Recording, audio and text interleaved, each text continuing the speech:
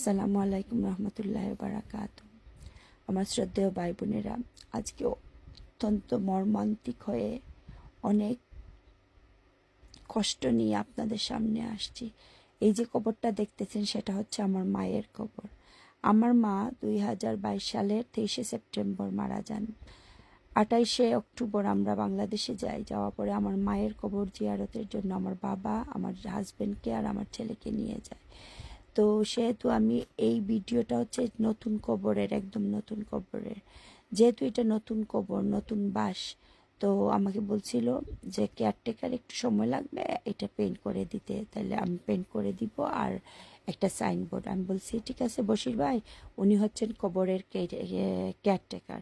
তো এটা হচ্ছে শাহপরানে। আমার মায়ের ইচ্ছে ছিল শাহপরানে ওনার কবর হয় যেন, আর আমার বাবা যেন ওনার জানাজা করেন, বিকজ আমার বাবা একজন আলিম।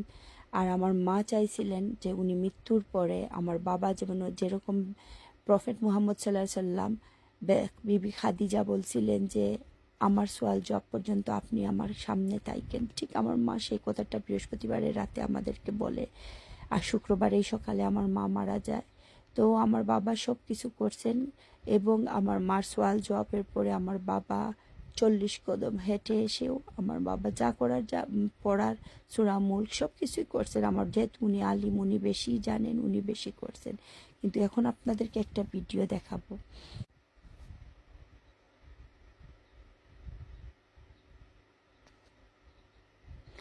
এখানে বশির মিয়ার সাথে আমার কথা হইতেছে, এই ভিডিওটা আমি দেখাচ্ছি।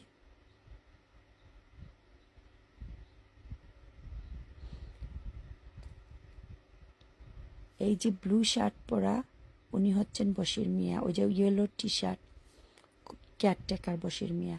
আর এই আমার মায়ের কবর।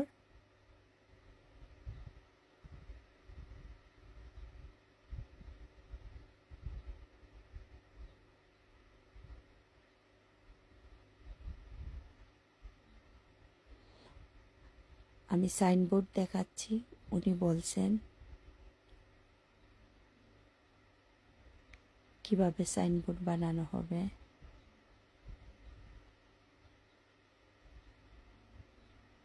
এই আমার মায়ের কবর।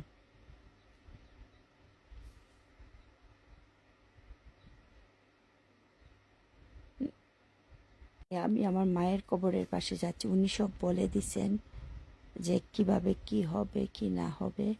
তারপরে উনি ওনার এই এই এই আমার মায়ের কবর।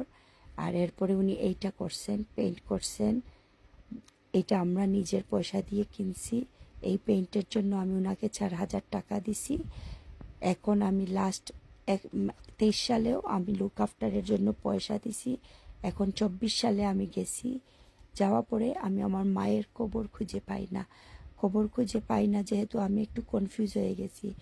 তখন যে ভিডিওটা করছিলাম ওই যে বশির মিয়াকে দেখাইছিলাম, ওই যে ইকবাল হোসেন লিটনের, এইটার উপরে আমি মানে ম্যাপ করে আমি আস্তে আস্তে মানে চিন্তা করে ওই ভিডিওটা দেখে, এই যে লিটন সাহেবের কবর, যে আমার মা এর সামনে ছিলেন, মাঝখানে একটা কবর ছিল, সেখানে বেড়া ছিল না, এই যে বেড়াটা দেখছেন এইটা, যখন খুঁজে গিয়ে আমার মায়ের কবরটা দেখি, দেখেন আমার মায়ের কবরের অবস্থা। এই হচ্ছে আমার মায়ের কবর। এইটা আগের দিন দেখছেন আপনারা বেড়া, এইটা উনি ব্যঙ্গে তুলে ফেলছেন, কারণ আমি চিৎকার চেঁচামেচি করছি সেখানে গিয়ে যে আমার মা, উনি আমাকে এই একটা, আমি এটা ভিডিও করতে ভুলে গেছি, দেখাইয়া বলছেন এই একটা পুরুষ লোকের কবর দেখা, বলছেন এই তো আপনার বাবা, এই তো আপনার মায়ের কবর, এই তো আপনার মায়ের কবর। পরে আমি বলতেছি দেখেন আমার মায়ের নাম কি, আক্তারা হক, আপনি কি বলতেছেন ভাই। তারপরে আমি নিজে ম্যাপ করে উনাকে দিয়ে সব কাটায়া, বাঁশ চার কাটায়া আমি ম্যাপ করে পরে আমি আমার মায়ের কবর খুঁজে পাই। কারণ আমি পুরনো ভিডিওগুলো দেখে তারপরে আমি একটা পিলার রেডি করি, করে এই যে ব্লু টি শার্ট পরা উনি হচ্ছেন কেয়ারটেকার বশির মিয়া। টাকা ছাড়া বাইরে এমন একটা দুনিয়া আমাদের, মৃত্যুর পরেও আপনাকে হেফাজত করতে হলে টাকা ডালতে হবে। আর শাহপরানের মতো জায়গা যেখানে লক্ষ লক্ষ টাকা প্রতিদিন মানুষ দিয়ে আসে, সেখানে কবর হেফাজতে থাকার জন্য, শাহপরানের কাজের জন্য, শাহপরান 360 আউলিয়া এসেছিলেন আমাদের সিলেটে, তার সুবাদে কিছু মানুষ একটা বিজনেস শুরু করছে শাহজালাল আর শাহপরান নিয়ে। আমি এগুলা বলতে চাই না, কিন্তু আমি দুঃখের সাথে বলতে চাই আমার গৌরবের সিলেট, আমার গৌরবের শাহপরান, সেই শাহপরানে কিভাবে কবর নিয়ে বিজনেস করা হচ্ছে। আপনি টাকা দিলে আপনার কবর ভালো থাকবে, আপনি টাকা দিবেন না কবর ভালো থাকবে না। একটা সুতো কাজ করবে। এই যে লোকটা দেখতেছেন গ্রিন শার্ট পরা, এই লোকটা শুধু এটা মানে এটা ওদের ডিউটি। আমি এটা বানায়া নিয়ে আসছি 1,000 টাকা দিয়ে, আমার মায়ের কবরের সাইনবোর্ড। কিন্তু এই যে এটা এখানে ভিতরে ঢুকাইছে সেটার জন্য আমাকে পয়সা চার্জ করছে। আমাকে বলে আপনি আমাকে 1,000 টাকা দেন। আমি বলছি এটা শুধু মাটিতে দেওয়ার জন্য আমি তোমাকে 1,000 টাকা দিব? পরে আমি 500 না 400 টাকা দিয়ে আমি বলছি এইটা রাখেন, আমাকে আর কথা বলায়েন না, কথা বললে আমি অনেক কিছু বলবো। আমি মাটি এনে ফেলার জন্য এত রিকোয়েস্ট করছি, মানে ওদের কথা হইলো আগে পয়সা পরে মাটি। পরে আমি আমার একজন কাজিনের হাতে আমি দিয়ে আসছি, আমি বলছি প্লিজ আমার মায়ের কবরটা ঠিক করে দাও, আমার মায়ের কবরটা দেখেন, এইসব কবরে পয়সা দেওয়া হয়, সেই জন্য এগুলা হেফাজতে আছে। আমি শুধু 7 মাস যেতে পারি না, কারণ আমার ভাই নাই, আমার বাবা বৃদ্ধ, আমি কিছু বললে আমার বাবা ভুলে যায়। আমার বাবাকে যদি আমি বলি বাবা তুমি এইটা করো, ও পরের দিন ভুলে যায়। তো আপনাদের আমি দৃষ্টি আকর্ষণ করে বলতেছি, আমরা জীবিত থাকতে একটা পেপার বাংলাদেশে সাইন করাইতে হইলে টাকা লাগে, একটা মানে ছোট্ট একটা কাজ করাইতে হইলেও টাকা লাগে।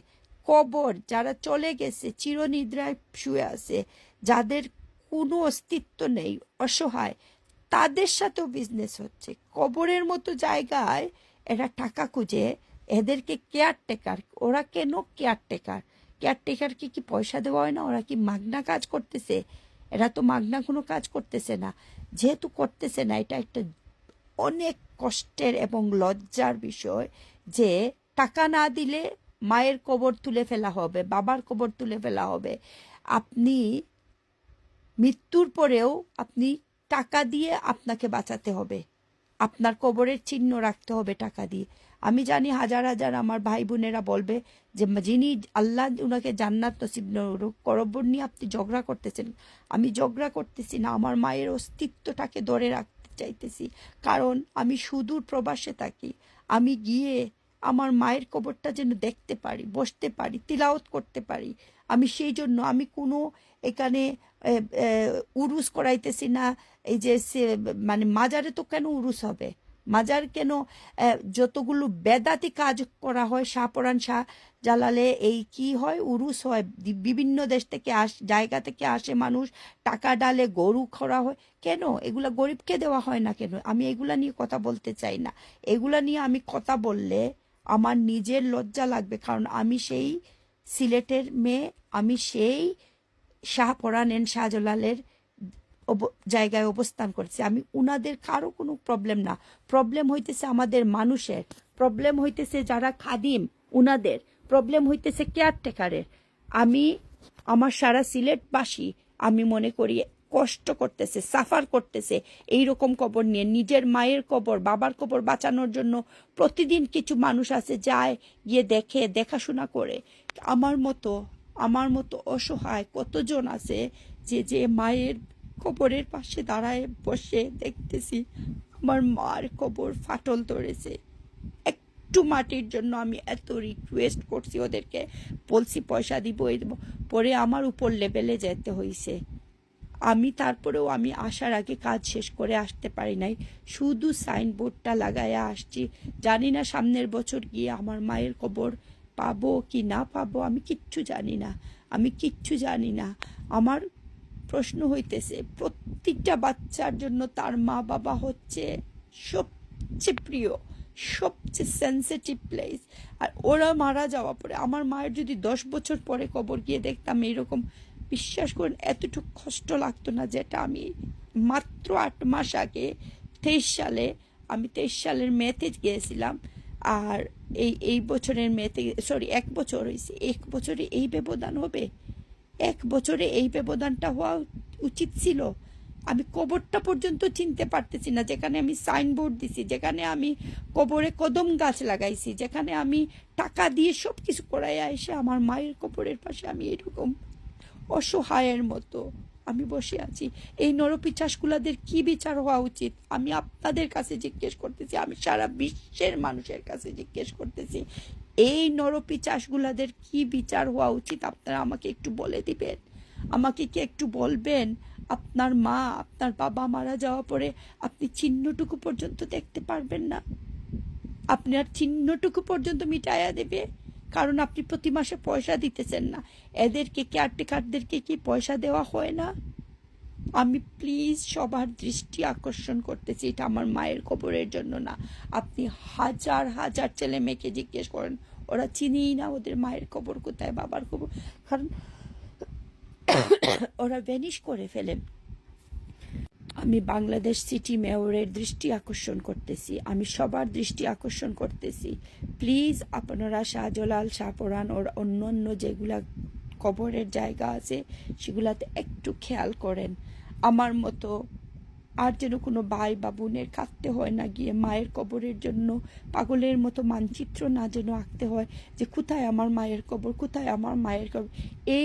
এই পুরুষের আমি ওনাদেরকে ধন্যবাদ জানাই, উনার কবরের এই সাইনবোর্ডের জন্য আমি আমার মায়ের কবর খুঁজে পাইছি, নাইলে তো আমি জানতামই না কোথায়, কারণ ওরা সম্পূর্ণ তুলে একদম ভ্যানিশ করে ফেলছে আমার মায়ের কবর, সেখানে কোনো চিহ্নই রাখে নাই। আমি ওনাদেরকে অশেষ ধন্যবাদ জানাই। এই যে ভাইয়ের বাবা মারা গেছেন বা বোনের বাবা মারা গেছেন, আল্লাহ ওনারকে জান্নাতুল ফেরদৌস দান করুক। ওনাদের এই স্টিকারের জন্য ডেফিনেটলি ওনারা হয়তো প্রতি মাসে যান আমি মানে খবরের পাশে, সেজন্য এটা এখনো হেফাজতে আছে।